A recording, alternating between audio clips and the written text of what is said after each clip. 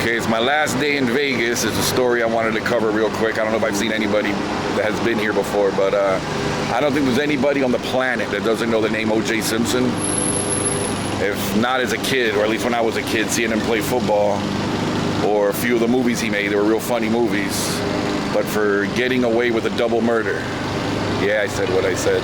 You could have your own opinion, but after being acquitted from the double murder, he did lose the civil trial, and he had to give up millions and millions of dollars. He had to give up his home, his Heisman Trophy, and a lot of his belongings. In August of 2007, OJ was here in Las Vegas for a friend's wedding, and while here, he found out there was a memorabilia collector that had a lot of his belongings, signed footballs, pictures with other celebrities, his ex-wife, I think the passed away wedding ring that he was going to give to his daughter, and he found out that the guy was staying here.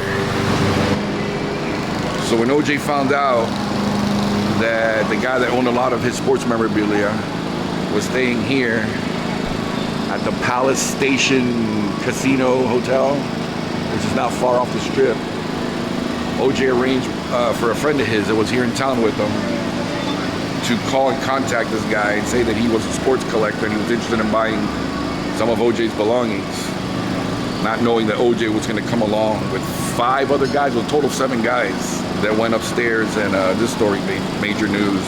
They wound up going into the room. OJ had one of his friends. He asked him if he had heat. Hey, you have any heat to bring?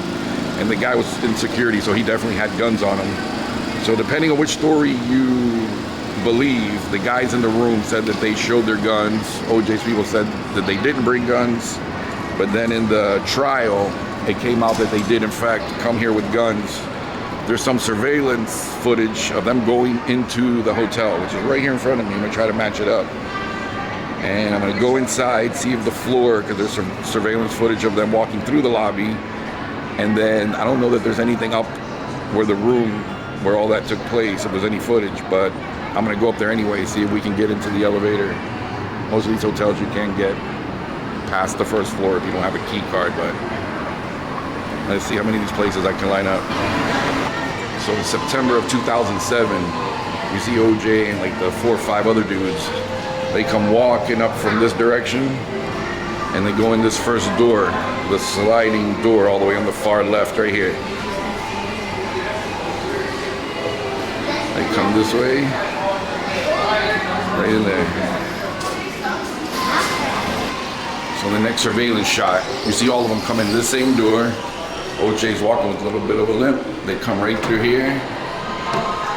And then the surveillance camera that's still there shows them walk right through this lobby. You can see this little square and circle in the shot as they walk through the lobby towards elevators.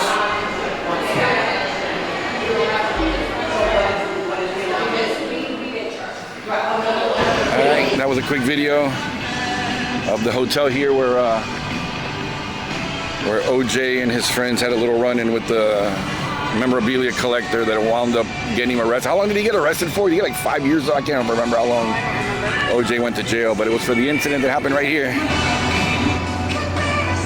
Palace Station Casino Hotel. People inside were really nice. All right, we're out. So here's the full video that was released of the security cameras that show OJ and his friends entering the lobby of the hotel. Unfortunately, in the last 15 years, even though the lobby and the tile on the floor still looks the same, the Cabana 1203, where the incident took place, has since been demolished. So this is a short video. I stopped by the hotel to see where it all took place, but unfortunately the hotel room is gone, but we were able to line up a few shots.